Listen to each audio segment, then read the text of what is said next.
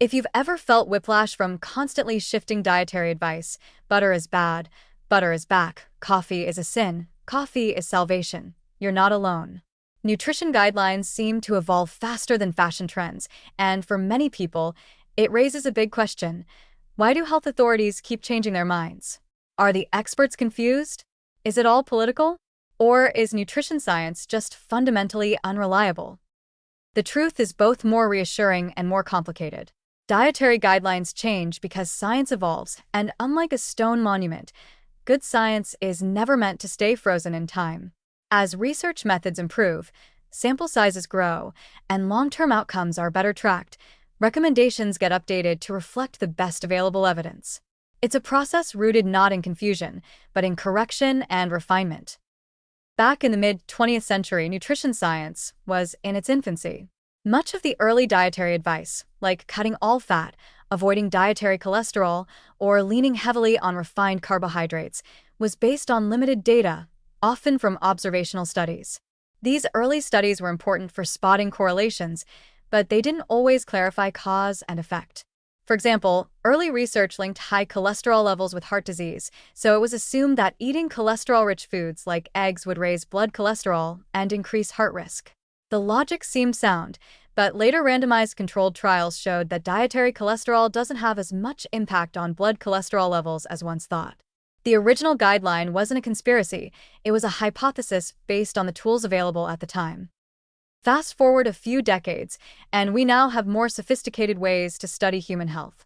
Randomized trials, systematic reviews, meta-analyses, and long-term cohort studies offer stronger, more nuanced evidence. They've helped us understand that the type of fat matters more than the total amount, that sugar and ultra-processed foods play a bigger role in chronic disease than previously recognized, and that individual responses to food vary based on genetics, microbiome, and lifestyle. This deeper understanding naturally leads to revisions in guidance, and sometimes even reversals. Global dietary recommendations are also influenced by changing public health needs. In the 1970s and 80s, the major threat in wealthy nations was heart disease, so fat became the boogeyman. By the 2000s, the obesity and diabetes epidemics had taken center stage, prompting a sharper focus on sugar and refined carbs. In lower-income countries, the priority might be stunting and nutrient deficiencies, so guidelines emphasize calorie density and iron or vitamin A intake. In recent years, environmental sustainability has entered the conversation, further influencing how governments define healthy diets. There's also a growing understanding that one-size-fits-all nutrition advice isn't realistic. While broad guidelines are still useful, like eat more vegetables or limit added sugars, personalization is becoming more prominent. What works for one population or one body might not work for another. This is especially true when comparing genetic backgrounds, food environments, and cultural eating patterns across the globe. It's important, too, to recognize that science doesn't operate in a vacuum. Politics, economics, and lobbying all have a role in shaping dietary policy. Food industries often push back against regulations that threaten profits, and this can delay or dilute guideline changes. Public confusion is sometimes less about the science itself and more about how it's communicated or miscommunicated in the media.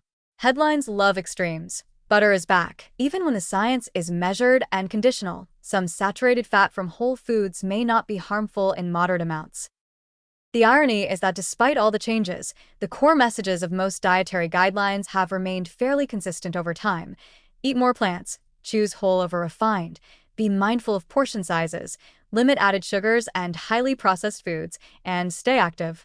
The details, like how much fat, what kind of carbs, or whether eggs are good or evil this year, shift as our understanding grows. But the broader framework hasn't changed as radically as it might seem. So, while it can be frustrating to watch recommendations evolve, it's actually a sign that science is doing its job. It's learning, updating, and correcting, not because it was wrong all along, but because it's becoming more precise. Instead of seeing changing guidelines as a reason for cynicism, they're better viewed as a reflection of progress.